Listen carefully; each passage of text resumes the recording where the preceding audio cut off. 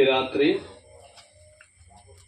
మీటింగ్కి చేరవచ్చిన మీ అందరికీ కూడా ప్రేమపూర్వక వందనాలు తెలియజేస్తూ ఉన్నాను. అలాగనే మనకి మంచి అవకాశాన్ని ఇచ్చిన ప్రభువైన యేసుక్రీస్తు వారికి నామానికే స్తోత్రాలు చెల్లిస్తూ ఉన్నాం. ప్రియులారా, ఈ రాత్రి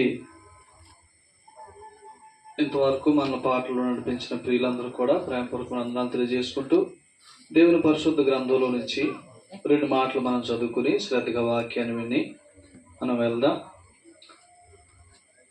రోమీలకు రాసిన పత్రిక పరిశుద్ధ గ్రంథంలో నుంచి రోమీలకు రాసిన పత్రిక 6వ అధ్యాయము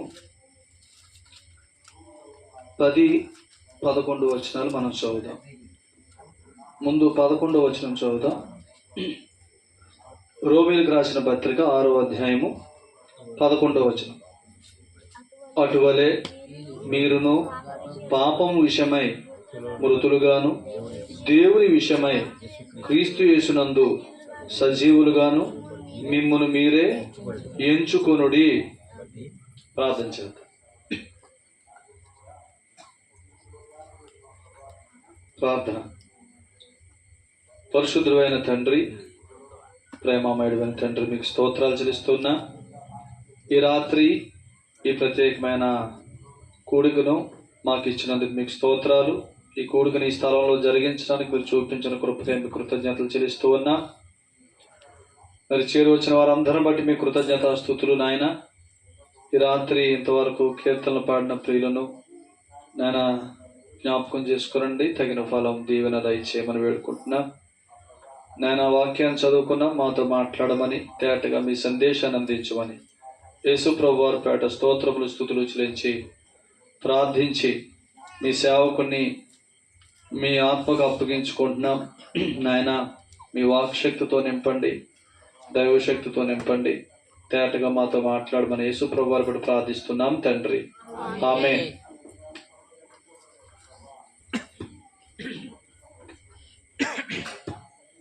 మీ అందరికీ మరొకసారి ప్రేమతో వందనాలు తెలియజేసుకుంటున్నాను. ఈ రాత్రి మనం దేవుని సంగతులు వినటానికి వచ్చాం. రోమీలకు రాసిన పత్రిక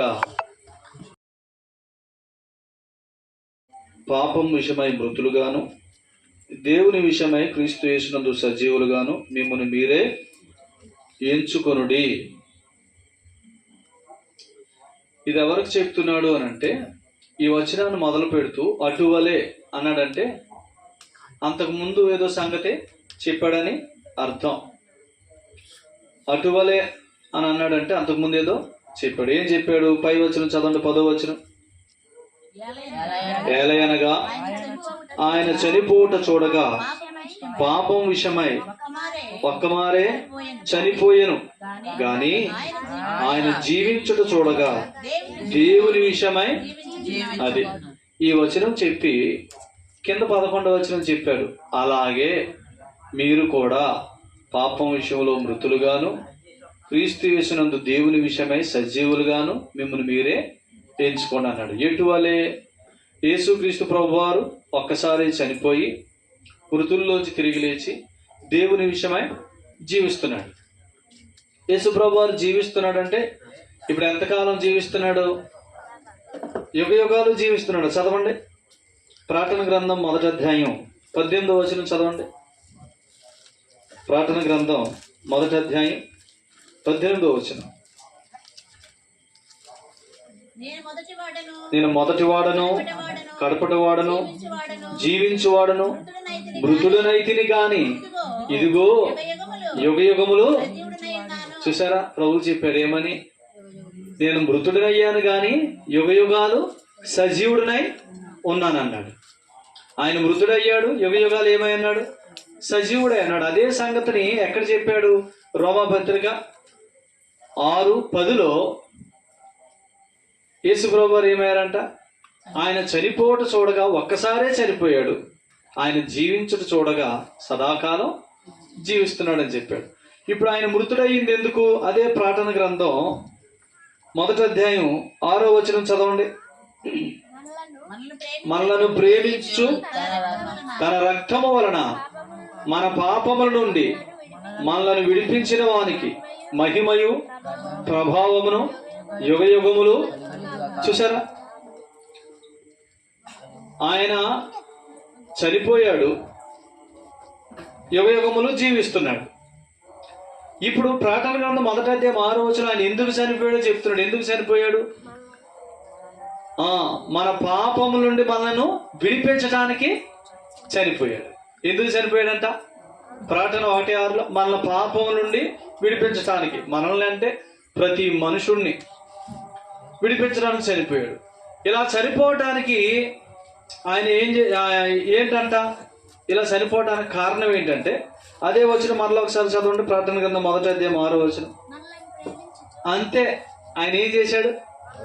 మనలను ప్రేమించాడు. ఇప్పుడు ఆయన ఒక్కసారి సిలువలో చనిపోయి ఇప్పుడు దేవుని విషయమై జీవిస్తున్నది ఎందుకు అనంటే మన కోసమే. నేను మృతుడయ్యాను కానీ యుగ యుగములు సజీవుని అన్నాడు. ఎందుకు మృతుడయ్యాడు అనంటే మానవుణ్ణి పాపం విషయంలో ఏం చేయటానికి, విడిపించటానికి. మానవులందరూ ఏం చేయటానికి? పాపం విషయంలో విడిపించడానికి. ఇదంతా ఎందుకు జరిగింది, ఎలా జరిగిందంటే ఆయన అన్నాడు, ఆయన ఏమన్నాడు చెప్పండి? మనలను ప్రేమించు. ఇప్పుడు మనను ప్రేమించి మన పాపం నుంచి మనల్ని విడిపించాడు కాబట్టి ఆయన మనల్ని పాపం నుంచి విడిపించడానికి మనల్ని ప్రేమించి చనిపోయాడు. ఇప్పుడు తిరిగి లేచి ఎక్కడున్నాడు? పరలోకంలో ఉన్నాడు. పరలోకం అంటే ఏ జీవం? నిత్య జీవం. పరలోకం అంటే ఏ జీవం చెప్పండి? నిత్య జీవం. ఎల్లప్పుడూ ఉంటాం అక్కడ. భూమి మీద అంతే కదా. అది ఇప్పుడు పరలోకం అనేది ఏ జీవం? అక్కడ ఎవరు జీవిస్తున్నారు? పరిశుద్ధులైన దేవుడు జీవిస్తున్నాడు. మంచి పాయింట్ చెప్పారు. అంటే ఇప్పుడు ఒక వ్యక్తి యేసు ప్రభువుని నమ్ముకుంటే, ఏ విషయంలో చనిపోయాడు? పాపం విషయంలో చనిపోయాడు. అంతే కదా. ఈ సంగతి మనకు ఎలా తెలుసు? పేతురు రాసిన మొదటి పత్రిక 2వ అధ్యాయం 24వ వచనం చదువుతాం చూడండి. పేతురు రాసిన మొదటి పత్రిక 2వ అధ్యాయం 24వ వచనం. మనము పాపముల విషయమై చనిపోయి నీతి విషయమై జీవించినట్లు ఆయన తానే తన శరీరమందు మన పాపములను మ్రాను మీద మోసుకున్నాడు. ఇక్కడ అదే చెప్పాడు. ఇప్పుడు ఒక వ్యక్తి యేసు ప్రభువుని నమ్ముకున్నాడు. అంత ఎందుకు, మనమే ఉన్నాం. యేసు ప్రభువుని నమ్ముకున్నాం. యేసు ప్రభువుని నమ్ముకున్నామంటే ఏ విషయంలో చనిపోయాం చెప్పండి? పాప విషయంలో చనిపోయాం. ఏ విషయంలో జీవిస్తున్నామని చెప్పాడు? నీతి విషయంలో. అంతేనా? పాపం విషయంలో చనిపోయాడంటే ఆ వ్యక్తి ఎవరని? పాపి కాదని, నీతిమంతుడని. యేసు ప్రభువుని నమ్ముకున్నవాడు ఎందుకు పాపం విషయంలో చనిపోతున్నాడు? ఆ వ్యక్తి కొరకు యేసు ప్రభు చనిపోయాడు కాబట్టి. అర్థమైంది కదా మీకు పాయింట్? మనలను ప్రేమించి మన పాపం నుంచి మనం విడిపించడానికి ఆయన అప్పగించుకున్నాడు. ఆయన అప్పగించుకున్నప్పుడు ఏమన్నాడు? రాజేష్ కోసం అప్పగించుకున్నాను, రాజేష్ గారి శిక్ష అంతా నా మీద వెయ్యి అన్నాడు. తండ్రి వీరేమి చేస్తున్నారు, వీరిని క్షమించు అని చెప్పేసి ఆయన అప్పగించుకున్నాడు. కాబట్టి నా పాపముల శిక్ష ఎక్కడ పడింది? ఆయన శరీరం మీద పడింది, సిలువలో. అర్థమైందా? ఆయన శరీరం మీద సిలువలో నా పాపముల శిక్ష పడింది కాబట్టి ఇప్పుడు యేసు ప్రభునందు విశ్వాసం ఉంచిన వారందరినీ దేవుడు ఏమని తీరుస్తున్నాడు? నీతిమంతులని తీరుస్తున్నాడు. ఎందుకనంటే తన కుమారుడు సిలువలో వారందరి కొరకు ఏం చేశాడని తెలుసు. ఆయనకి ప్రాయశ్చిత్తం చేశాడని తెలుసు. ప్రకటన గ్రంథం 1:6 ఏంటి చెప్పండి? మనల్ని ప్రేమించుచు తన రక్తం వలన మన పాపములకు ప్రాయశ్చిత్తం చేశాడు. యేసు ప్రభు వారు సిలువలో అప్పగించుకుని రక్తం చిందించాడు. ఆయన చనిపోయి తిరిగి లేచాడు. ఈ సంగతి నమ్మిన వ్యక్తి ఏమయ్యాడు? పాపం విషయంలో చనిపోయాడు. ఏ విషయంలో జీవిస్తున్నాడు? నీతిమంతుడిగా జీవిస్తున్నాడు. కానీ ఈ సంగతి నమ్మిన వాళ్ళకి చాలా మందికి తెలియదు కాబట్టి వాళ్ళు ఏమనుకుంటున్నారు? నమ్ముకున్న వాళ్ళు ఈ సంగతి తెలియక ఎంచుకోలేకపోతున్నారు. ఇప్పుడు రోమాపత్రిక 6:11 ఏంటి చెప్పండి? అటువలే మీరును పాపం విషయమై మృతులుగాను దేవుని విషయమై యేసుక్రీస్తునందు సజీవులుగాను మిమ్మల్ని మీరే ఎంచుకోండి. ఎవరిని అంటున్నాడు ఈ మాట? సంఘాన్ని అంటున్నాడు, లేదా నమ్ముకున్న వారిని అంటున్నాడు. సంఘం కంటే కూడా నమ్ముకున్న వారిని అంటున్నాడు. ఏమంటున్నాడు? నమ్ముకున్న వారిని. మీరు యేసు ప్రభుని నమ్ముకున్న వారైతే ఏమంటున్నాడు? మీరు పాపం విషయంలో మృతులుగా ఎంచుకోండి, నీతి విషయంలో లేదా దేవుని విషయంలో జీవం కలిగిన వారుగా ఎంచుకోండి అని అంటున్నాడు. ఇప్పుడు నమ్ముకున్న వాళ్ళందరూ ఏమి ఎంచుకోవాలంట? ఎంచుకోవటం అంటే ఏంటి? ఎంచుకోవటం అంటే ఏంటి? మన మనసుల్లో ఉండవలసిన స్థితి, అంతేనా?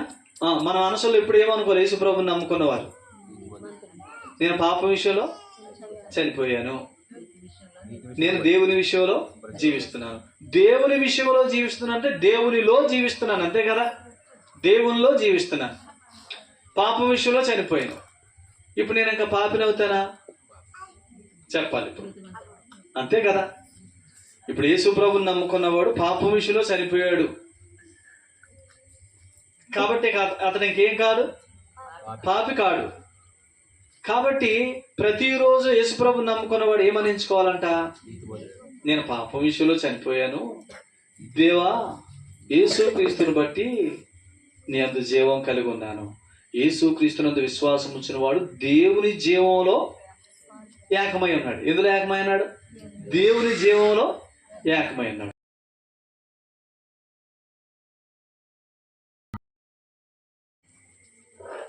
నమ్ముకోని వాడు ఎందులో చనిపోతున్నాడు?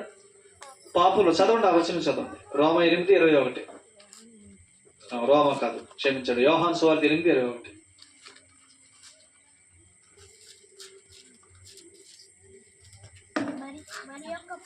మరొకప్పుడు ఆయన, నేను వెళ్ళిపోతున్నాను, మీరు నన్ను వెతుకుదురు గాని మీ పాపములో నుండి చనిపోదురు, నేను వెళ్ళు చోటికి. చూసారా? పాపంలో ఉండి చనిపోతారు, నేను వెళ్ళి చోటుకు రాలేరు అన్నాడంటే పాపంలో ఉండి చనిపోయే వ్యక్తి ఎక్కడ ఉండలేడు చెప్పండి? అంటే పరలోకం అంటే ఏమనుకున్నా? పరలోక సంబంధమైన జీవం. ఆ జీవం ఏంటి? నిత్య జీవం. అంటే యేసు ప్రభుని నమ్మకపోతే వారు దేవుని జీవాన్ని కలిగి ఉండలేరు. అంటే నిత్యము జీవించే ఆ నిత్య జీవానికి వారసులు కాలేరు. ఎందుకంటే పరలోకం అనేది దేవుడు నివసించే స్థలం. ఆ పరలోకములో జీవమై ఉంది కానీ మరణము లేదు. దేవునికి మరణం ఉందా? లేదంటే పరలోకంలో ఏం లేదు, మరణం లేదు. అసలు పరలోకంలో మరణమే లేదంటే అక్కడ ఏమి లేవు, రోగాలు లేవు, దుఃఖాలు లేవు, ఏమీ లేవు. అంటే పరలోకం అంటే ఏంటంటే ఈ భూమికి భిన్నమైన లోకం. అక్కడ అనుభవాలన్నీ ఏ అనుభవాలు చెప్పండి? జీవంతో కూడిన అనుభవాలు. ఇప్పుడు ఇలాగా ఒక మాట మీకు చెప్తాను, జాగ్రత్తగా.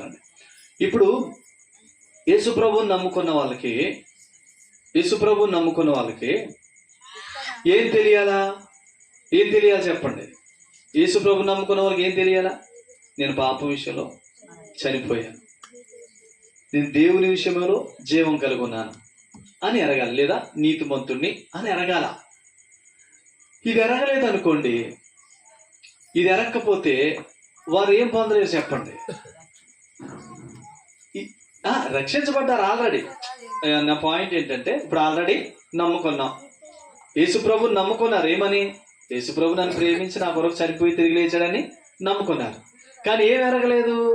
యేసు ప్రభుని నమ్ముకున్న నేను పాపం విషయంలో చనిపోయాను, దేవుని విషయమై జీవం కలిగి ఉన్నాను, అంటే నిత్య జీవానికి వారసుని, నీతిమంతుణ్ణి అని నమ్మట్లేదు. కాబట్టి ఆ పరలోక సంబంధమైన జీవితాన్ని వీళ్ళు అనుభవించగలరా? అర్థమైంది మీకు పాయింట్? ఇప్పుడు నమ్ముకున్నవాడు ఎక్కడ ఉంటాడు? నమ్ముకున్నవాడు భూమి మీద జీవిస్తాడు. కానీ ఆ వ్యక్తి, యేసుప్రభు నమ్ముకున్న వ్యక్తి ఏ సంబంధి? పరలోక సంబంధి కదా, పరలోక సంబంధి. అలాగే అనుకుని కంటే యోహాను సువార్త 17లో రాశాడు ఆయన, నేను లోక సంబంధిని కానట్టు వీరుని లోక సంబంధులు కారన్నారు. అంటే నమ్ముకున్నవాడు ఏ సంబంధి? పరలోక సంబంధి. పరలోకంలో ఉన్న జీవం ఏ జీవం? ఒక శ్రేష్టమైన జీవం. అంటే అది నిత్యము జీవించే స్థలం అది. పరలోకం అనేది ఏంటది? మరణము లేని స్థలం. అంటే అక్కడ ఏ జీవం ఉంది? నిత్య జీవం ఉంది. అందుకని యేసు ప్రభుని నమ్మినోడు ఏ జీవానికి వారసుడు? నిత్య జీవానికి వారసుడు. అంటే నిత్య జీవం అంటే దేవుని జీవంలో ఆ వ్యక్తి పాలువాడే ఉన్నాడు. మరి ఇది ఎంత భాగ్యం! కేవలం యేసు ప్రభునందు విశ్వాసం ఉంచడం ద్వారా ఒక వ్యక్తిని దేవుడు ఏం చేస్తున్నాడు? ఆయన జీవంలో పాలువాడిగా చేసుకుంటున్నాడు. ఇప్పుడు ఆదికాండ గ్రంథంలో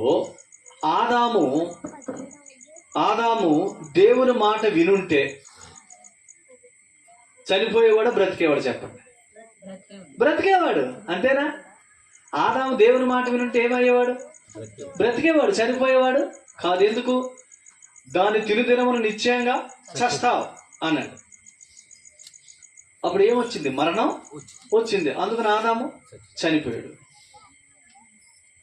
కాబట్టి ఆదాము దాన్ని తినకుండా ఉంటే ఏమయ్యేవాడు? నిత్యము, అంటే దేవుని జీవంలో ఉన్నవాడు. కానీ ఆదాము ఎప్పుడైతే దాన్ని తిన్నాడో లేదా దేవుని మాటకి అవిధేయత చూపించాడో ఆదాము చచ్చిపోయాడు. అంటే దాని అర్థం ఏంటి? దేవుని విషయమైన జీవంలోంచి బయటికి. అర్థమైంది మీకు పాయింట్? ఆదాము దేవుని విషయమైన జీవంలోంచి బయటికి వచ్చేసాడు. సో ఆ ఏదేనో అనే అనుభవానికి కూడా దూరం అయిపోయాడు. ఇప్పుడు బయటకు వచ్చిన ఆదాము ఏం పడుతున్నాడు? తిప్పలు పడుతున్నాడు. ఏం తిప్పలో? మొక్కపు చెమట కార్చి నేలను దున్నుకొని ప్రయాసపడుతున్నాడు. అయినా కానీ ఏమన్నాడు దేవుడు? మొండల తొప్పులో గచ్చ పొదలు అన్నాడా లేదా? ఈ అనుభవానికి వచ్చేసాడు. దీనిని బట్టి, అవిధేయతను బట్టి. ఇప్పుడు ఆదాము అవిధేయత చూపించిన కారణం చేత ఆదాము ఏమైపోయాడు చెప్పండి? దేవుని యొక్క జీవంలో నుంచి తొలగిపోయాడు. ఇప్పుడు ఆదాము నుంచి పుట్టిన మనందరం కూడా ఏమైపోయాం చెప్పండి? దేవుని జీవంలో లేము. ఆదాము ద్వారా ఈ లోకానికి వచ్చిన ప్రతి మనిషి ఆదామును బట్టి ఏమయ్యారు చెప్పండి? అందరూ పాపులు అయ్యారు. ఆదామును బట్టి ఏమయ్యాం? అందరం. దేవుడు మనందరినీ పాపులు అంటానికి కారణం మనం చేసిన పాపాల, ఆదాము చేసిన అవిధేయత, అంతేనా కదా? ఇప్పుడు ఆదాము ద్వారానే మనందరినీ తీసుకురావాలనుకున్నాడు ఈ లోకానికి, అంతేనా కదా? అపోస్తల కార్యాల గ్రంథం 17వ అధ్యాయం 26వ వచనంలో ఆయన ఒకను నుండి ప్రతి జాతి మనుషులను సృష్టించి ఈ భూమి మీద పెట్టాడు. ప్రతి జాతి మనిషి, భూమి మీద ఉన్న ప్రతి జాతి మనిషి ఎంతమంది నుంచి వచ్చారంట? ఒకను నుండి. ఆ ఒక్కడెవరు? ఆదాము. ఆదాము ఏం చేశాడు? మొదటే అవిధేయత చూపించాడు. అవిధేయత చూపించడం వల్ల ఎందులోంచి బయటకు వచ్చేసాడు? దేవుని జీవంలోంచి బయటికి వచ్చేసాడు. అంటే నిత్య జీవం అనే అనుభవంలోంచి బయటికి వచ్చేసాడు. కాబట్టి ఆదాము కొంతకాలానికి చనిపోయాడు లేదా? ఆదాము అవిధేయత చూపించి ఉండకపోతే చనిపోయేవాడు కాదు. ఇప్పుడు ఆదాము ఏదైనా వనంలోంచి బయటకు వచ్చేసాడు. ఇది జాగ్రత్తగా ఉన్న పాయింట్. ఇప్పుడు ఆదాము ఏదైనా వనంలోంచి బయటకు వచ్చేసాడు. ఇప్పుడు ఆదాము బయటకు వచ్చేసిన వెంటనే ఏదైనా తోటకి ఆయన ఏం పెట్టాడు? కాపలా పెట్టాడు. కెరూబులను కాపలా పెట్టాడు లేదా? ఇంకెవరు ఏదైనా తోటలోకి వెళ్లకుండా, ఆ జీవవృక్ష ఫలాన్ని తినకుండా కాపలా పెట్టాడు. అంటే ఆదాము బయటకు వచ్చిన తర్వాత మళ్ళా ఎవరు ఏదైనా తోటలోకి వెళ్ళే అవకాశం లేదు. ఇంకా ఆదాము ఏదైనా తోటలోకి బయటకు వచ్చిన తర్వాత ఇంకెవ్వరు ఏదైనా తోటలోకి వెళ్ళే అవకాశం లేదు అని అంటే, జాగ్రత్తగా అనండి, ఆదాము చేసిన పాపం చేసే అవకాశం ఉందా? ఆదాము నుంచి వచ్చిన వాళ్ళు ఎవరికైనా ఆదాము చేసిన పాపం ఏంటి? అవిధేయత చూపించాడు. తినొద్దన్న పండు తినండి. ఇప్పుడు ఆదాము నుంచి వచ్చిన వారందరూ ఏమన్నాడు చెప్పండి? ఒక మాట చదవండి. రోమపత్రిక 5:19 చదవండి. రోమిలకు రాసిన పత్రిక 5:19. రోమిలకు రాసిన పత్రిక 5:19. అనగా ఒక మనుషుని అవిధేయత వలన అనేకులు, ఇప్పుడు ఈ మాట పట్టుకోండి, ఒక మనుషుని అవిధేయత వలన అనేకులు పాపులుగా చేపట్టారు. ఆ మనుషుడు ఎవరు అనంటే అదే రోమపత్రిక 5:12లో ఆదాము, 5:14లో ఆదాము. 12-14 వచనాల్లో చెప్పాడు. ఇప్పుడు ఆదాము అవిధేయత ద్వారా అనేకులు ఏం చేయబడ్డారంట? పాపులుగా చేయబడ్డారు. ఎందుకు? ఈ భూమి మీద ఉన్న అనేకులు ఎవరి నుంచి వచ్చారు? ఆదాము నుంచి వచ్చారు. ఆదాము వీళ్ళందరిని భూమి మీదకి తేవడానికి ముందు ఏం చేశాడు? అవిధేయతను చూపించాడు. ఇప్పుడు ఆదాము బయటకు వచ్చేసిన తర్వాత ఏదేను వనం చుట్టూ ఏదేను వనానికి కెరూబులు కాపలా పెట్టి ఇంకెవ్వరూ లోపలికి వెళ్ళటానికి లేకుండా దేవుడు చేస్తే ఆదాము చేసిన పాపం వీళ్ళు ఎవరైనా చేశారా? ఆదాము చేసిన పాపం ఏంటి? పండు తింటాం. ఇంకా ఆదాము తప్ప ఆ పండు ఇంకెవరైనా తిన్నారా? తినగలరా? తినలేరు. ఎందుకు? దేవుడు ఏం చేశాడు? ఇంకెవరు లోపలికి వెళ్ళడానికి లేకుండా కాపలా పెట్టారు. అయినా వీళ్ళందరినీ దేవుడు ఏమంటున్నాడు? పాపులు అంటున్నారు. చదవండి రోమపత్రిక 5వ అధ్యాయంలో ఒక వచనం చదవండి.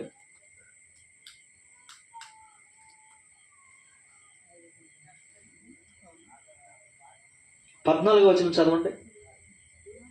అయినను ఆదాము చేసిన అతిక్రమమును పోలి పాపము చెయ్యని వారి మీద కూడా ఆదాము మొదలుకొని మోసే వరకు మరణము ఏలేను. ఇప్పుడు ఇలా జాగ్రత్తగా.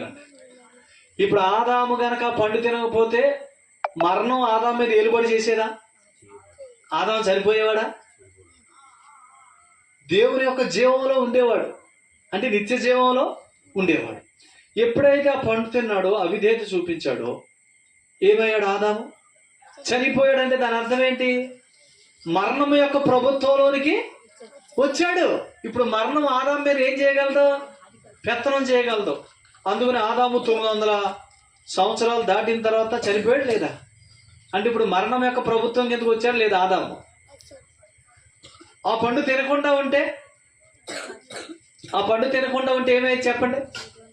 ఆదాము చనిపోయేవాడు కాదు. ఇప్పుడు మనం చదువుకున్న రోమపత్రిక 5:14లో ఆదాము చేసిన అతిక్రమమును పోలి పాపము చేయని వారి మీద కూడా మరణం ఏం చేసింది? ఇప్పుడు జాగ్రత్తగా, ఆదాము నుంచి వచ్చిన వారి ద్వారా. ఇప్పుడు రోమపత్రిక 5:12 చదవండి. ఇట్లుండగా ఒక మనుషుని ద్వారా పాపము ద్వారా మరణమును లోకములో ఎలాగూ ప్రవేశించునో అలాగనే మనుషులందరూ చేసినందున మరణం అందరికీ. చూసారా? ఆదాము ద్వారా పాపం వచ్చింది, ఆ పాపం ద్వారా ఏమొచ్చింది? మరణం వచ్చిందంటే ఆదాము ఎప్పుడైతే అవిధేయత చూపించాడో పాపం వచ్చింది, ఆ పాపం ద్వారా మరణం వచ్చి ఇప్పుడు మానవులందరూ ఏ ఏలుబడి కింద ఉన్నారు? మరణం యొక్క ఏలుబడి కింద ఉన్నారు. అంటే ఆదాము ద్వారా టోటల్గా మనుషులందరూ దేంట్లోంచి బయటకు వచ్చేసారు? దేవుని యొక్క జీవంలో నుంచి బయటకు వచ్చేసారు. అర్థమైందా? దేవుని యొక్క జీవం అంటే నిత్య జీవం నుంచి బయటకు వచ్చేసారు. ఆ జీవం నుంచి బయటకు వచ్చేసారు కాబట్టి ఇప్పుడు ఏమవుతుంది? పాపం చేసిన వారందరి మీద వెంటనే మరణం ప్రభుత్వం. ఆదాము పొరపాటు చేయకుండా చేయనంతసేపు మరణానికి ఆదాము మీద ఏం లేదు? ప్రభుత్వం లేదు, అధికారం లేదు. ఆదాముకి మరణం లేదు. ఆదాము ఎప్పుడైతే అతిక్రమం చేశాడో ఆదాము దేని కిందకు వచ్చాడు? మరణం యొక్క ప్రభుత్వం కిందకి వచ్చాడు. మరణం ఏం చేసింది? ఆదాముని 900 సంవత్సరాల తర్వాత మృంగింది. అంతేనా? చనిపోయాడు. అలాగనే ఆదాము చేసిన అతిక్రమం చేయని వారు కూడా, అంటే ఆదాము చేసిన అతిక్రమం అంటే ఏంటి? ఆజ్ఞాతి క్రమం అంటే ఆ తినొద్దన్న పండు తిన్న పని. ఇప్పుడు ఆ పని ఆదాము ఒక్కడే చేశారా? చాలా మంది చేశారా? ఆదాము ఒక్కడే చేశాడు, ఇంకెవరూ చేయడానికి అవకాశం లేదు. ఎందుకు? ఆదాము ఎప్పుడైతే పొరపాటు చేశాడో ఏదేని నుంచి బయటకు వెళ్ళిపోమని తోసేసి ఏదేని చుట్టూ ఎవరిని పెట్టాడు కాపలా? అగ్ని ఖడ్గాలు కెరూబులు పెట్టాడు. కాబట్టి ఇంకెవ్వరూ ఏదేనిలోకి ఎంటర్ అయ్యే అవకాశమే లేదు. కాబట్టి ఆదాము చేసిన పాపం ఇంకే మనుషుడు చేసే అవకాశం లేదు. కాబట్టి ఇప్పుడు ఆదాము నుంచి వచ్చిన మనుషులందరినీ దేవుడు పాపులని అంటానికి కారణం ఆదాము చేసిన పాపం చేశారని కాదు. వారు చేయలేదు కదా, చేయలేదు. కానీ ఎందుకు అంటున్నారు చెప్పండి? ఈ మనుషులందరూ ఎవరి నుంచి వచ్చారు? ఆదాము నుంచి వచ్చారు. ఆదాము వీళ్ళందరినీ పుట్టించింది ఎక్కడ చెప్పండి? అవిధేయత తర్వాత, అవిధేయతకు ముందా? అవిధేయతకు తర్వాత. అంటే ఇప్పుడు ఆదాము అవిధేయతలు పుట్టారా? ఆదాము విధేయుడుగా ఉన్నప్పుడు పుట్టారు వీళ్ళంతా? జాగ్రత్తగా పర్లేదు, చిన్నపిల్లలు అలాగే ఉంటారు, వారిని వదిలేసి మీరు జాగ్రత్తగా ఎవరండి. ఇప్పుడు ఆదాము అవిధేయతలో ప్రజలందరినీ కన్నాడా లేదా పుట్టించాడా?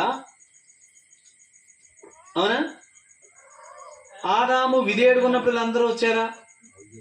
అర్థమైంది మీకు ఇప్పుడు? అంటే ఆదాము అవిధేయతలోనే వీళ్ళందరూ వచ్చారు కాబట్టి వీళ్ళందరూ దేవుని దృష్టిలో ఇందులో ఎంచబడుతున్నారు, ఆదాము యొక్క అవిధేయతలో ఎంచబడుతున్నారు. ఒకని అవిధేయతలు అందరూ ఎలా కనబడుతున్నారు? రోమ 5:19 ఒకని అవిధేయత అనేకులు దేవుని ఎదుట ఎలా నిలవబెట్టింది? పాపులుగా నిలవబెట్టింది. ఇప్పుడు జాగ్రత్తగా మీరు వింటే ఆదామును బట్టి దేవుడు ఏమంటున్నారంటే, మీరందరూ ఆదాము నుంచి వచ్చారు కాబట్టి అబ్బాయి నేను పుట్టుబుద్ధికి ఎవరికి అపకారం చేయలేదు, నా వల్ల ఎవరికైనా నష్టం జరగలేదు, కాబట్టి నేను మంచోడిని అని అనుకోవటానికి మీకేం అవకాశం లేదని చెప్తున్నాడు ఆయన. ఎందుకు? మనందరిని ఎవరిలోంచి చూస్తున్నాడు? ఆదాములో చూస్తున్నాడు. ఆదాములో చూస్తే ఆదాము ఇందులోంచి బయటకు వచ్చేసాడు, దేవుని జీవంలోంచి బయటికి వచ్చేసాడు. దేన్ని బట్టి వచ్చేసాడు? అతిక్రమాన్ని బట్టి వచ్చేసాడు. ఆదాము అతిక్రమాన్ని బట్టి ఆదాము ఏమని పిలువబడ్డాడు? పాపి అని పిలువబడ్డాడు. పాపి అని పిలువబడిన వెంటనే ఆదాము మీద ప్రభుత్వం ఏం చేసింది? మరణం ప్రభుత్వం. అంటే ఆదాము అతిక్రమం చేసిన వెంటనే ఏ ప్రభుత్వం కిందకు వచ్చాడు? మరణం యొక్క ప్రభుత్వం కిందకే వచ్చాడు. ఇప్పుడు భూమి మీదకి వచ్చిన ప్రతి మనిషి ఎవరి ద్వారా వచ్చారు? ఆదాము ద్వారానే వచ్చారు. ఈ మాట మీరు చూడాలనుకుంటే అపోస్తుల కార్యాల గ్రంథం 17వ అధ్యాయం 26వ వచనం చదవండి. 17:26 చదవండి. 17:26. మరియు యావత్ భూమి మీద కాపురముండుట ఆయన ఒకని నుండి ప్రతి జాతి మనుషులను సృష్టించి వారు చూసారు, ఈ మాట చాలు. ఆయన ఒకని నుండి ప్రతి జాతి మనుషులను సృష్టించాడు లేదా?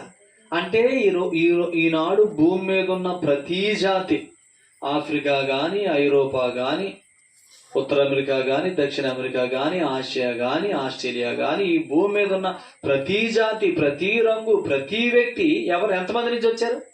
ఒకని నుండి. అంటే ఆ ఒకడెవరు? ఆదాము. ఆదాము నుంచి వచ్చారు. ఆదాము నుంచి వచ్చిన వారందరూ ఆదాము అవిధేయతలో వచ్చారు. అంతేనా? ఆదాము యొక్క అవిధేయతలో వచ్చారు. ఆదాము యొక్క అవిధేయతను బట్టి ఆదాము ఏమని ఎంచబడ్డాడు? దేవుని ఎదుట పాపి అని ఎంచబడ్డాడు. పాపి అని అనిపించుకున్న ప్రతి వాడి మీద ఏం ప్రభుత్వం ఉంది? మరణం యొక్క ప్రభుత్వం ఉంది. ఇప్పుడు ఆదాము అవిధేయుడైతే ఆదాము నుంచి వచ్చిన వారందరూ ఎవరు? అంతేనా? అందుకని దేవుడు ఏం చెప్పాడు? మీరెవరు కూడా మేము చేసిన వాటిని బట్టి మీరు నీతిమంతులను, మీరు పాపులను అనుకోవాల్సిన పనేమీ లేదు.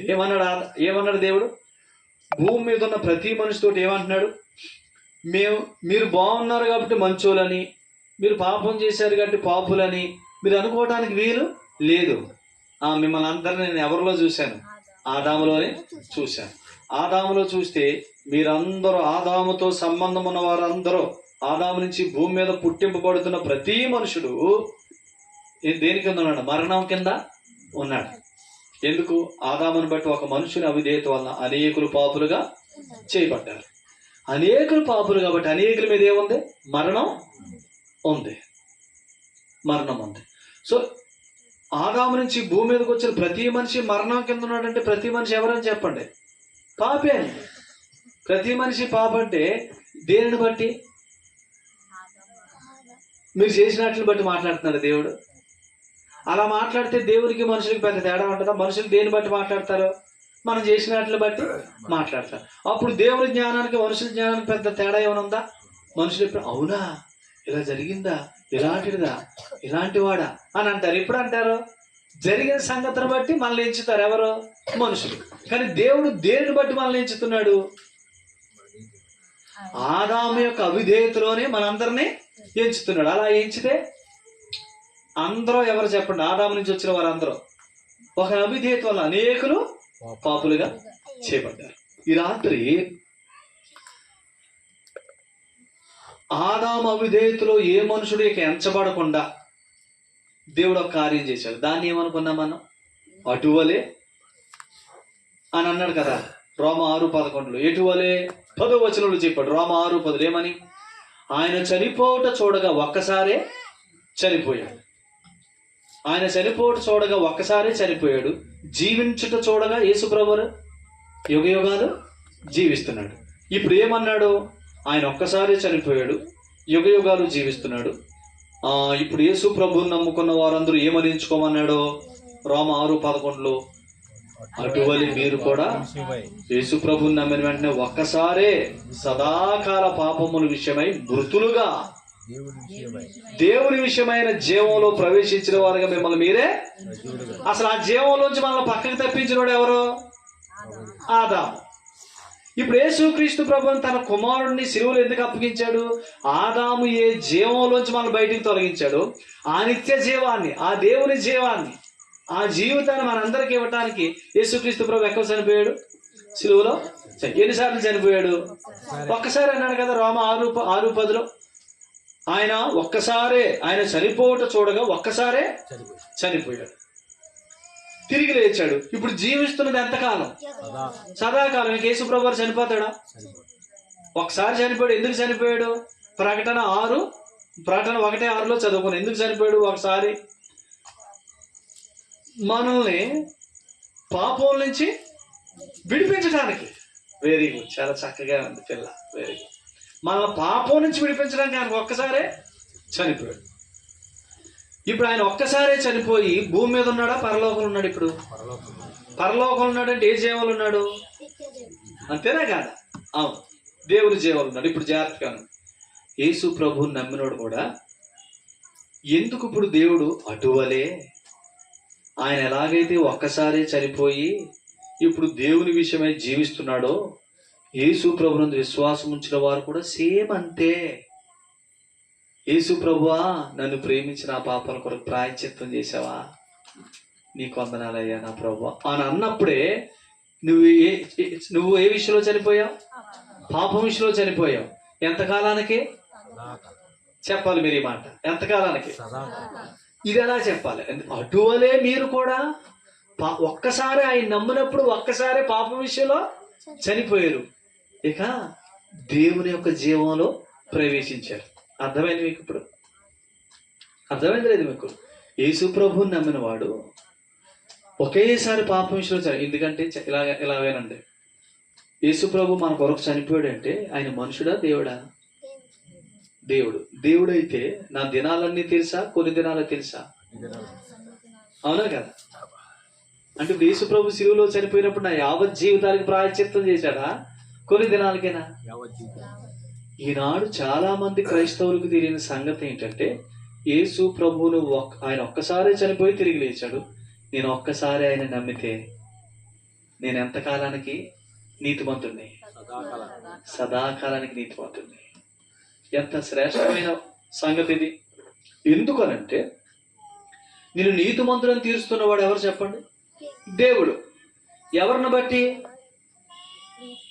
యేసుక్రీస్తును బట్టి. అంతేనా కదా? అంతకుముందు ఆయనే మనల్ని పాపులు అన్నాడు. ఎవరిని బట్టి? ఆదామును బట్టి.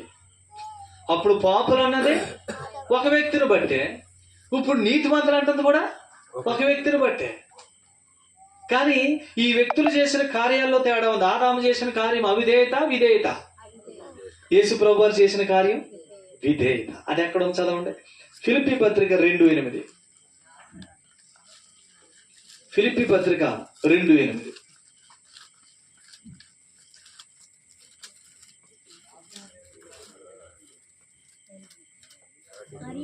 మరియు ఆయన ఆకారమందు మనుషుడుగా కనబడి మరణం పొందినంతగా, అనగా శిలువ మరణం పొందినంతగా విధేయత చూపున వాడై తను తాను. చూసారా? ఇప్పుడు యేసుక్రీస్తు ప్రభు శిలువ మరణం పొందాడంటే దేవుని దృష్టిలో ఏం చూపించినట్టు? ఆయన విధేయత చూపించినట్టు. ఆదాము తినొద్దన్న పండు తిన్నాడంటే ఏం చూపించాడు? చేయొద్దన్న పని చేసినోడు ఏం చూపించినట్టు? విధేయత చూపించినట్టు, అవిధేయత చూపించినట్ట? అవిధేయత చూపించాడు. అవిధేయత చూపించిన మనుషుడు ఎవరు? అవిధేయత చూపించిన మనుషుడు ఎవరు? ఆదాము. ఆదాము అవిధేయత ద్వారా ఎంతమందికి పాపం వచ్చింది? ఆదాము నుంచి వచ్చిన వారందరూ పాపులుగానే ఎంచబడ్డారు.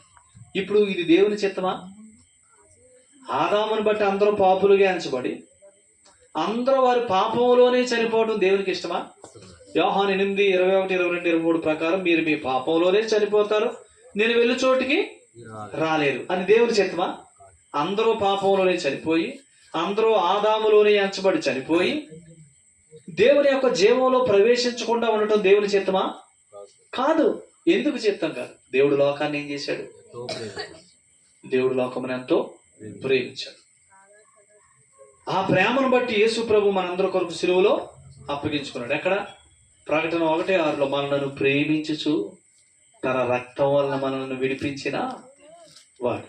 దేవుడు మనల్ని ఎంత ప్రేమించాడో ఆ ప్రేమను చూపించడానికి కుమారుని పంపించాడు. ఆ ప్రేమ కుమారుడు సిలువలో అప్పగించుకోవటం ద్వారా మనకి కనబడింది. యోహాను రాసిన మొదటి పత్రిక 3:16 చదువుదాం చూడండి. యోహాను రాసిన మొదటి పత్రిక 3:16. యోహాను రాసిన మొదటి పత్రిక 3:16. ఆయన మన నిమిత్తము తన ప్రాణం పెట్టిన గనక దీని వలన ప్రేమ ఎట్టిదని చూసారా? యేసు ప్రభు వారు మన కొరకు చనిపోయారు అంటే మనకి ఏం అర్థమవుతుంది? ప్రేమ ఎట్టిదో, దేవుని ప్రేమ ఎట్టిదో మనకి అర్థమవుతుంది. 4వ అధ్యాయం 10వ వచనం కూడా చదవండి. అక్కడే యోహాను మొదటి పత్రిక 4:10 కూడా చదవండి. మనము దేవుని ప్రేమించితమని కాదు, తానే మనలను ప్రేమించి మన పాపములకు ప్రాయశ్చిత్తముండినట్లు తన కుమారుని పంపేను. ఇందులో చూసారా? అంటే యేసుక్రీస్తు ప్రభు సిలువలో చనిపోయాడంటే అది ఎవరి ప్రేమ? దేవుని ప్రేమ. దేవుడు మనల్ని ఎంతగా ప్రేమించాడు? తన కుమారుని అప్పగించినంతగా ప్రేమించాడు. కుమారుడు సిలువలో చనిపోయాడంటే ఏం చూపించాడు? ఏం చూపించాడు చెప్పండి? విధేయతను. ఇప్పుడు సిలువలో చనిపోవటాన్ని ఏమన్నాం? ఫిలిప్పీ పత్రిక 2:8 విధేయత అన్నాం. యేసు ప్రభు విధేయత. ఇప్పుడు చదవండి రోమా 5:19 రెండో భాగం. రోమా 5:19 రెండో భాగం.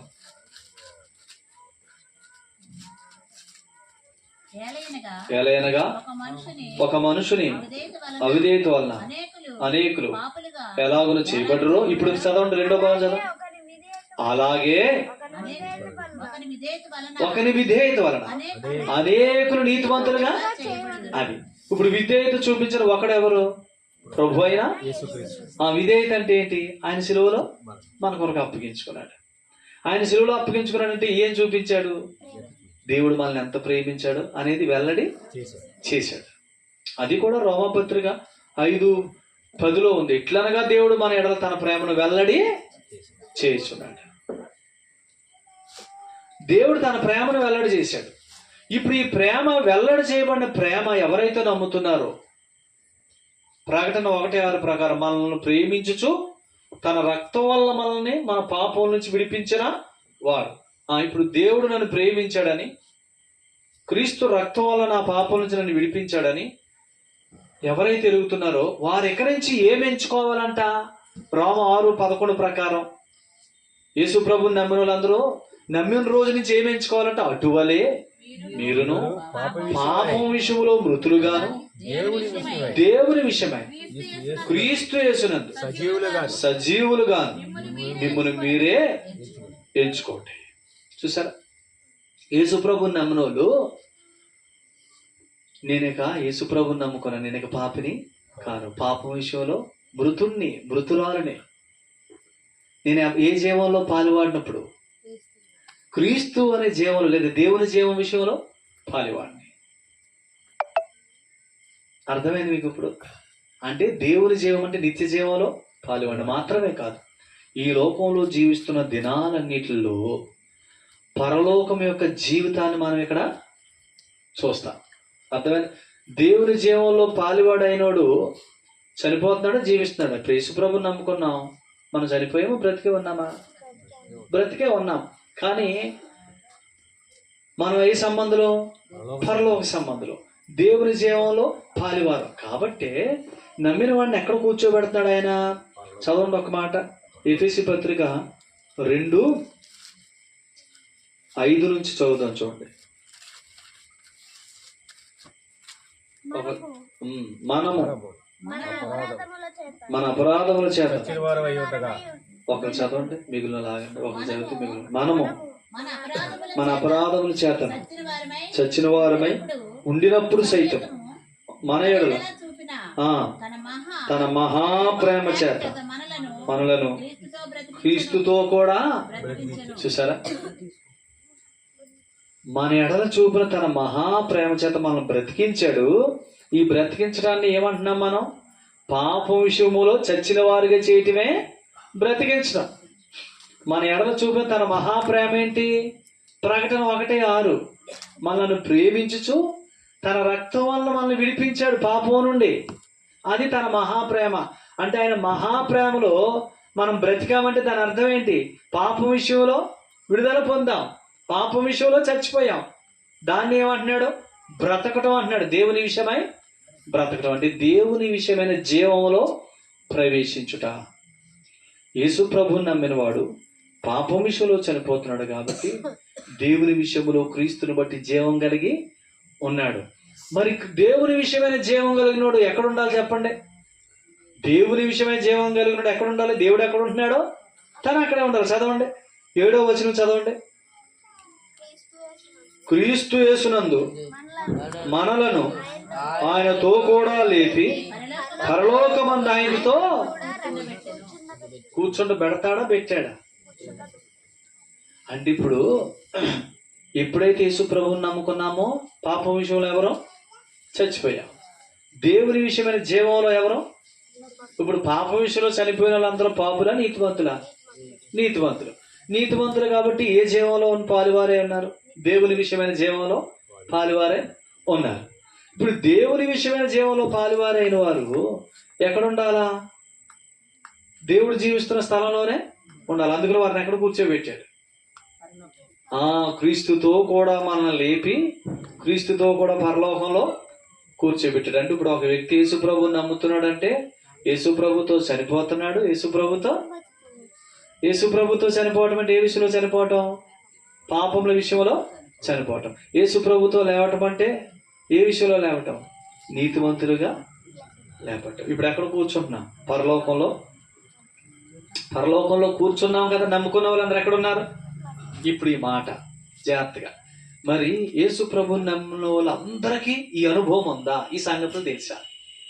చాలా మంది యేసు ప్రభువుని నమ్ముకున్నారు, అందరూ కూడా క్రైస్తవులు ఉన్నారు, అందరూ కూడానే సంఘాలకు వెళ్తున్నారు. కానీ ఏ సంఘంలో అయినా యేసు ప్రభువుని నమ్ముకున్న నువ్వు పాపం విషయంలో చనిపోయావు, ఇక అన్నటికీ పాపివి కాదు, నువ్వు నీతిమంతుడివి, నీతిమంతురాలివి.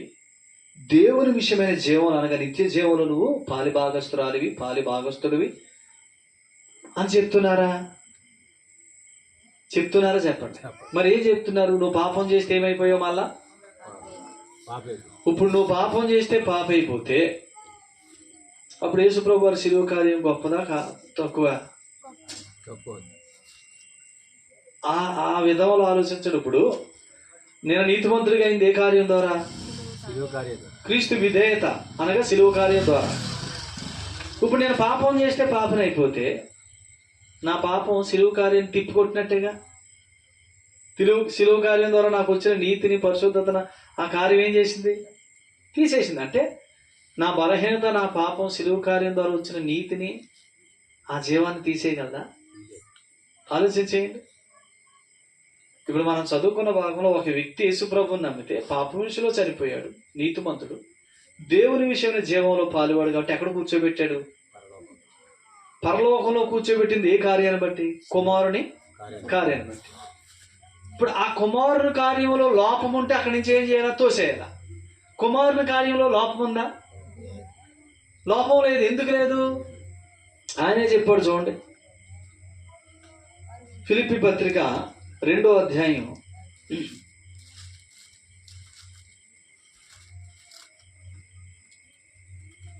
9వ వచనం చదవండి.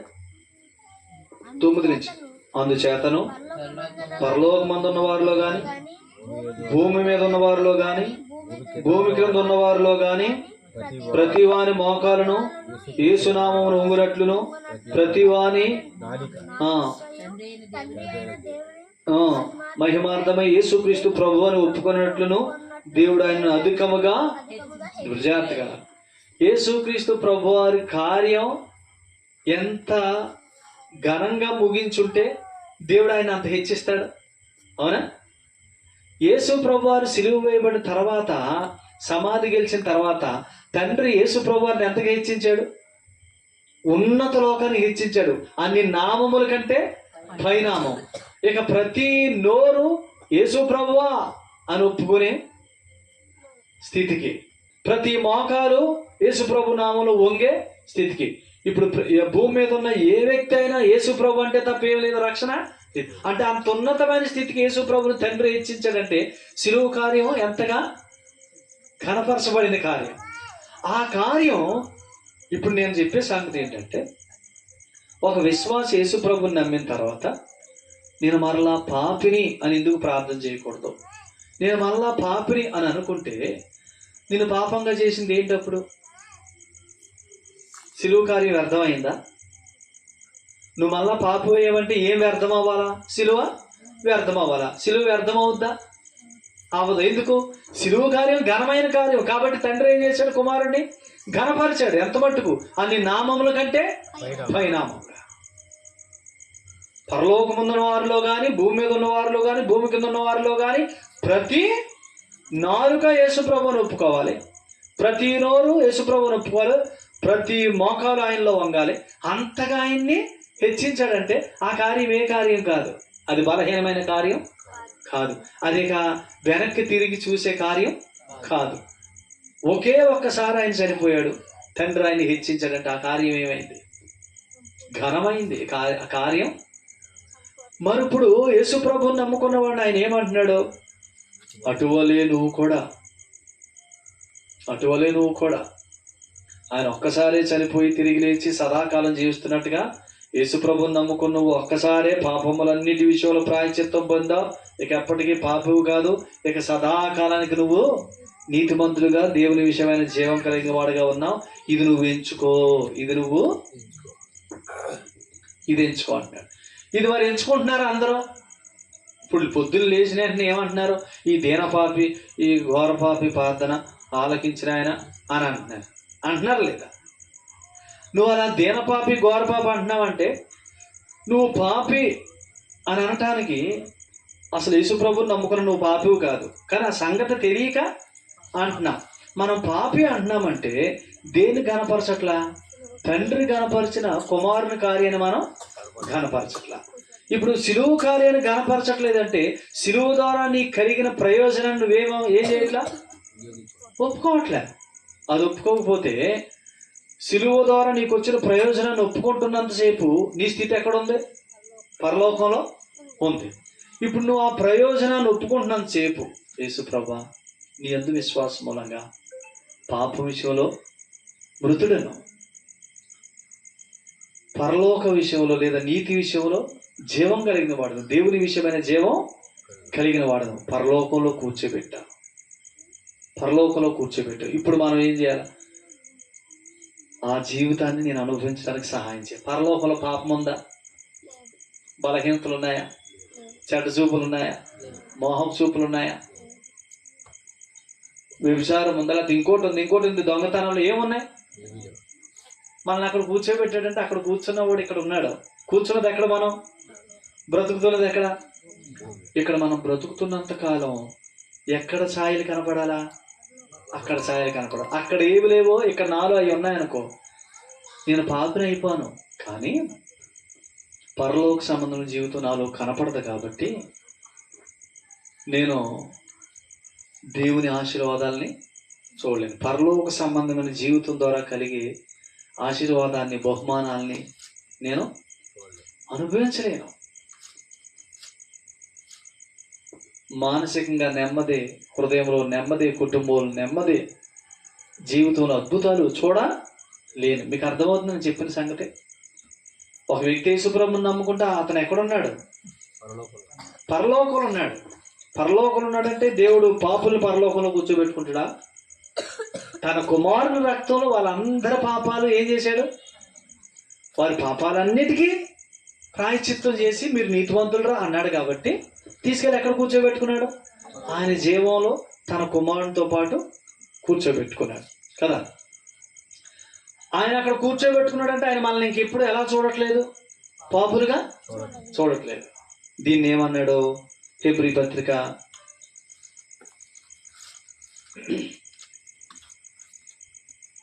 8వ అధ్యాయం, హెబ్రీ పత్రిక 8వ అధ్యాయం 12వ వచనం. ఒకరు చదవండి. నేను వారి దోషముల విషయమై దయగలిగి వారి పాపములను ఇకను ఎన్నడూను జ్ఞాపకము చేసుకోనని ప్రభువు సెలవిస్తున్నాడు. అని ఏమన్నాడు? ఇది క్రొత్త నిబంధన అన్నాడు. ఏమన్నాడు? క్రొత్త నిబంధన అంటే ఏ రక్తం? ఇది నా రక్తం వలన ఆయన అనట్లేదు యేసు ప్రభు గారు. ఆయన శిష్యులకు పస్కానిస్తున్నప్పుడు ఏమన్నాడు? క్రొత్త నిబంధన అన్నాడు. క్రొత్త నిబంధన అంటే ఏ రక్తం? యేసు ప్రభు రక్తం. మనందరం ఏ రక్తం దగ్గరికి వెళ్ళాం? యేసు ప్రభు రక్తం దగ్గరికి వెళ్ళాం. యేసు ప్రభు రక్తం దగ్గరికి వెళ్ళిన తర్వాత ఇప్పుడు ఆయన ఏమన్నాడు? ఇక మీ పాపములు మీ అపరాధములకు ఎన్నటికీ జ్ఞాపకం చేసుకోను. మిమ్మల్ని ఎలా చూస్తానో? పాపం విషయంలో చచ్చిన వాళ్ళుగా చూస్తాను, నీతిమంతులుగా చూస్తాను, నా జీవంలో పాలివారుగా చూస్తాను అని అన్నాడా లేదా? అన్నాడు. నేను ఏమనుకుంటున్నాను మీరు అదే అనుకోండి. ఇప్పుడు మీ గురించి ఆయన ఏమనుకుంటున్నాడు మనల్ని కూడా. ఇప్పుడు మన గురించి ఆయన అనుకుంటుంది నిజమా? మనం అనుకుంటుంది నిజమా?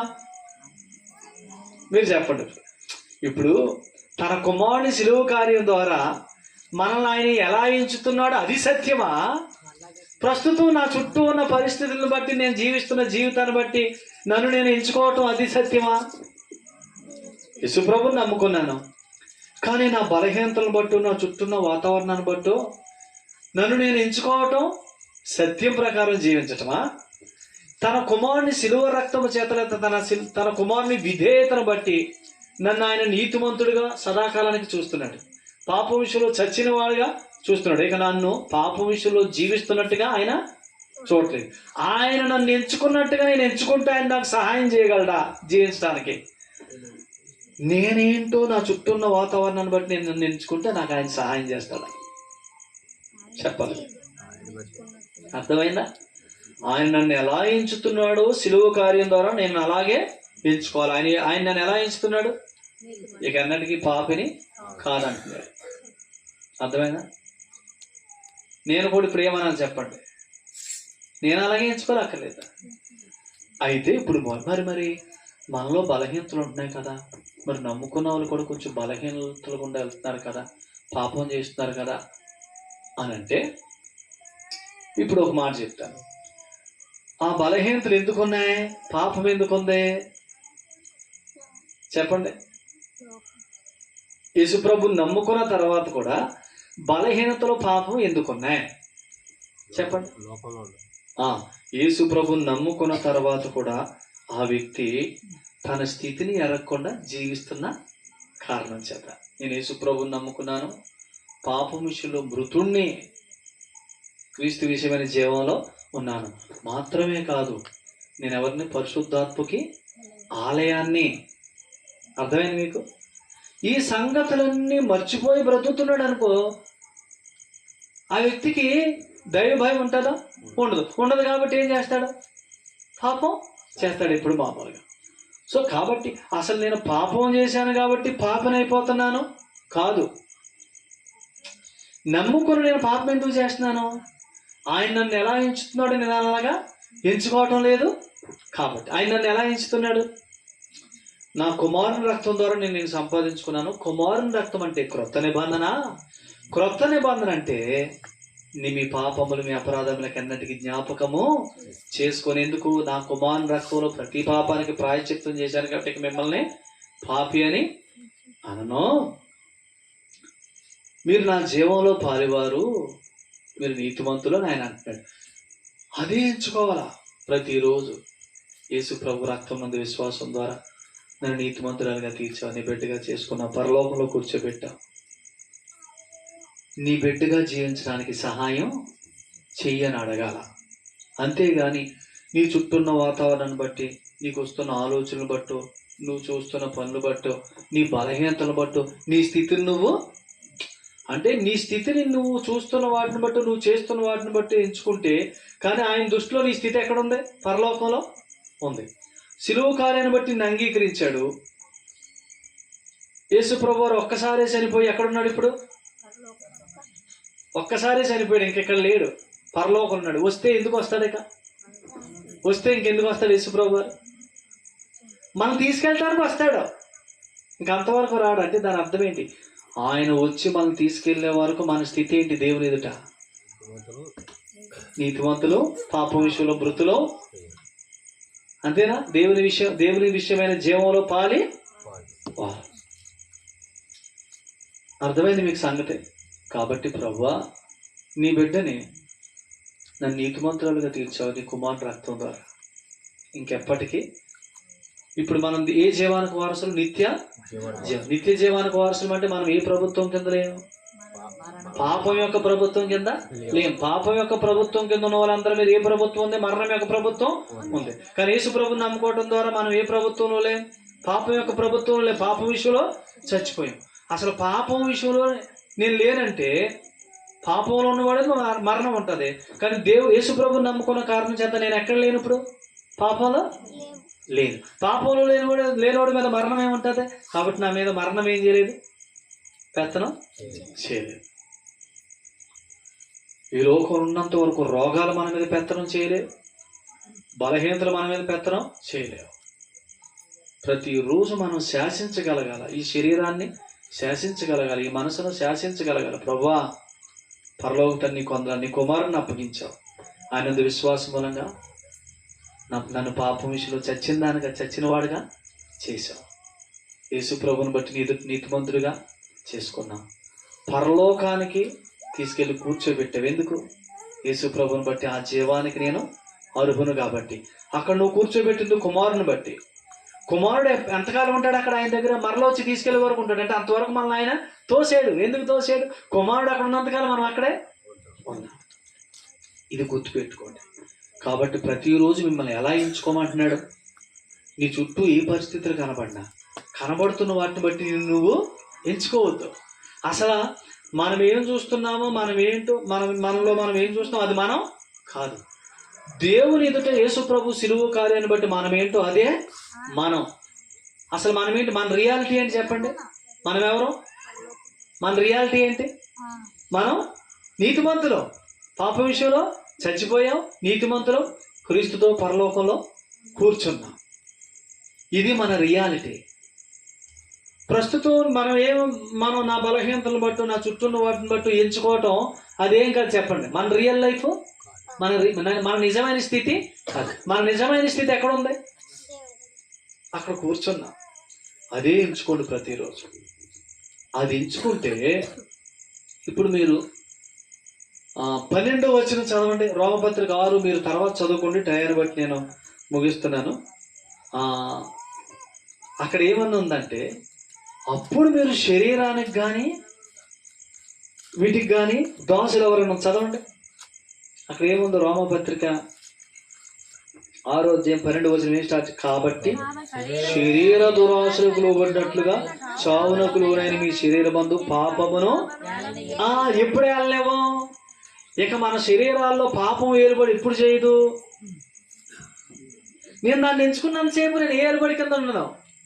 పాపం యొక్క ఏలుబడి కింద ఉన్నాను. ఎందుకు? 11వ వచనం చదవండి.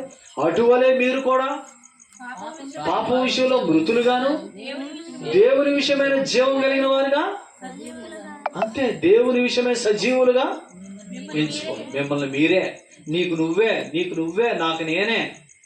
ప్రతిరోజు ఏమి ఎంచుకోవాలా? నేను ఘోర పాపిని, ప్రధాన పాపిని, పాపుల్లో ప్రధాన పాపిని అని అనాలా? అలా అంటే అప్పుడు నువ్వేం చేస్తున్నట్టు? యేసు ప్రభుని నమ్ముకున్నవాడు కూడా అలాగంటే యేసు ప్రభు సిలువ కార్యాన్ని ఏం చేస్తున్నట్టు?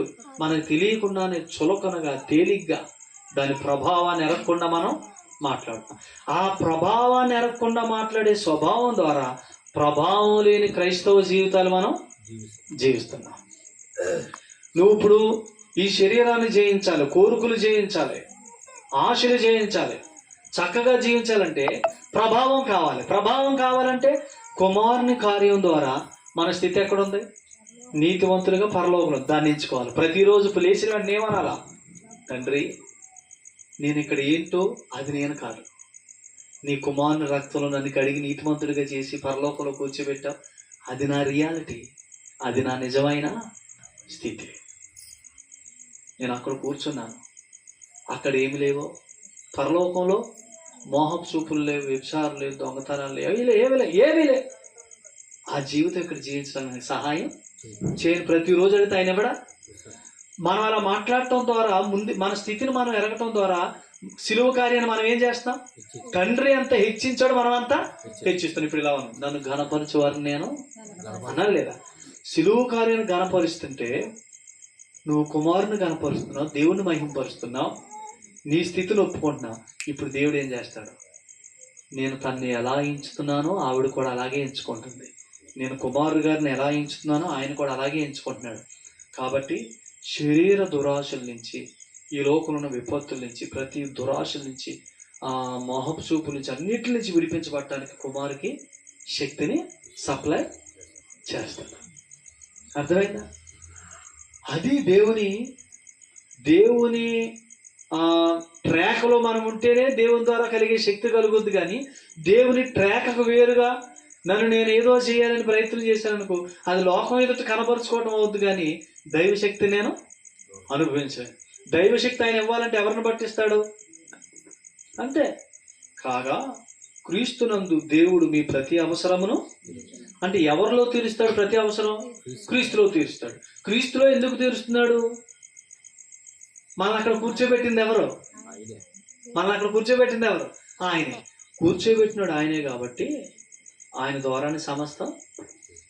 అర్థమైంది మీకు? ఇప్పుడు ఎవరు కూర్చోబెట్టారు? ఆయన సమస్తం ఆయన ద్వారానే. అందుకనే నన్ను నీ కుమారుడి ద్వారా అక్కడ కూర్చోబెట్టుకుంటున్నావు అంటున్నావంటే నీకు ఇప్పుడు ఏం దొరుకుతుంది?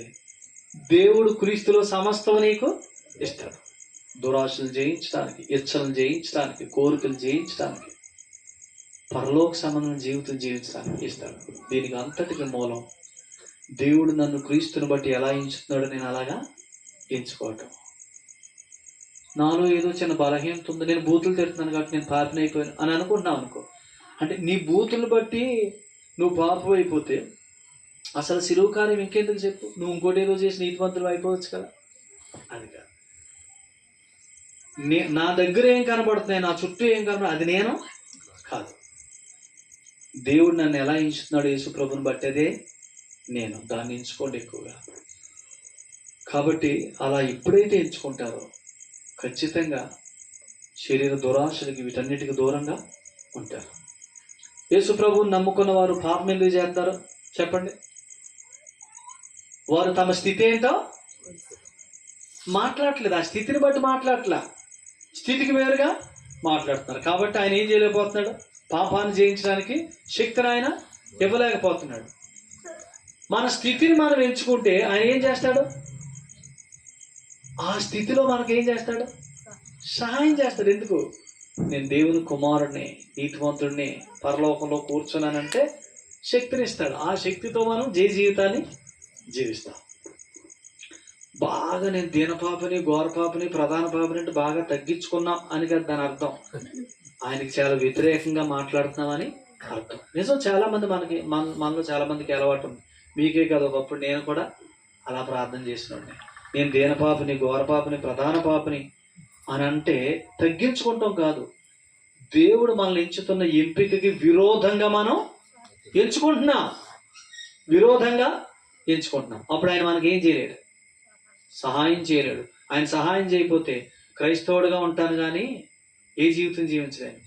ఇచ్చలు, దురాశలు, కోరికలు జయించే జీవితం జీవించలేను.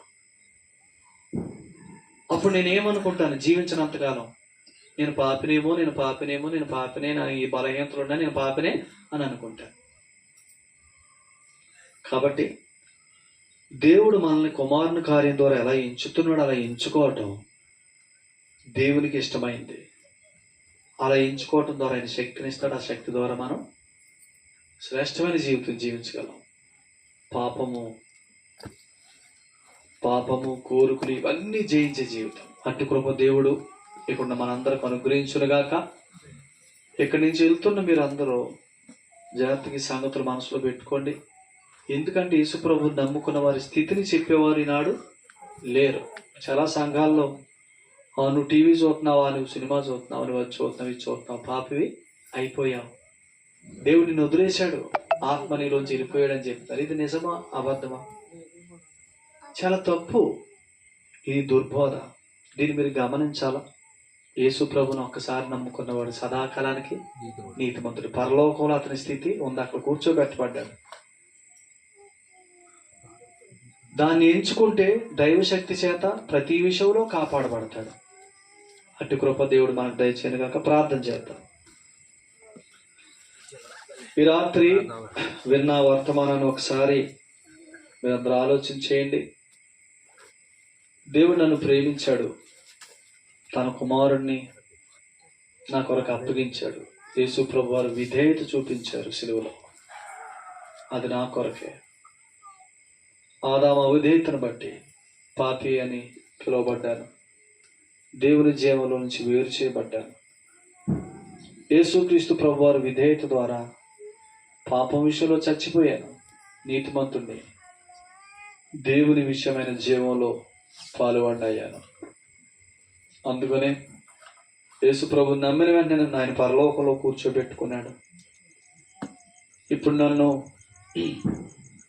ఆయన ఎలాగ ఎంచుతున్నాడో, యేసుక్రీస్తుని బట్టి ఆయన నాకు ఏ స్థితి ఇచ్చాడో ఆ స్థితిలో ఎంచుతున్నాడు.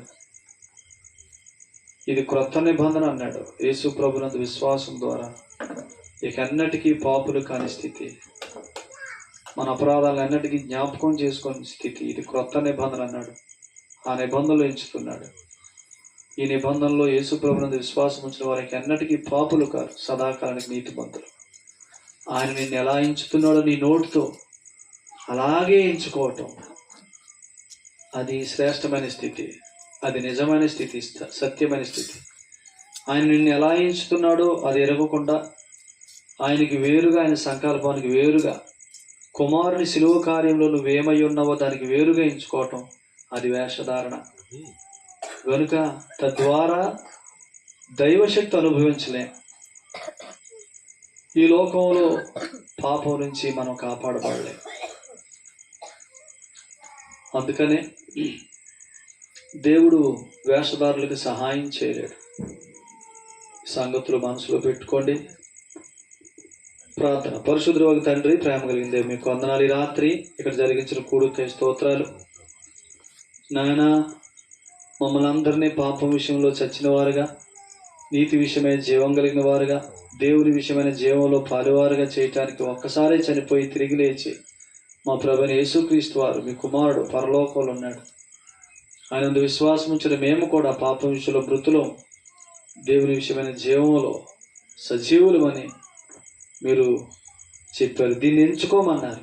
ఎంచుకున్నట అంటే నాయన మనస్సాక్షి, ఎల్లప్పుడూ మా మనస్సాక్షి తేటగా ఉండటానికి యేసు ప్రభు శిలువ కార్యం ద్వారా నా స్థితి గొప్పది. దేవుడి ఎదుట నేను నీతిమంతుణ్ణి, నేను ఎన్నటికీ పాపిని కాదు, పరలోకంలో కూర్చున్నాను అని ఎల్లప్పుడూ ఎంచుకోవటానికి, అలా ఎంచుకోవటం ద్వారా దైవ సహాయం పొందటానికి, ఆ దైవశక్తి చేత ఈ లోకంలో ఉన్న ప్రతి పరిస్థితిని, శారీరక బలహీనతల నుండి, మోహపు చూపుల నుండి, నాయన పాపముల నుండి నాయన విడిపించబడటానికి మీ కృపను సమృద్ధిగా కృమ్మరించండి. మాత్రమే కాదు, పరలోకం యొక్క శ్రేష్టమైన అనుభూతులు కలిగిన జీవితాన్ని ఇక్కడ జీవించడానికి నాయన మీ కృపను కృమ్మరించమని చేరువచ్చిన వారందరిని పేరు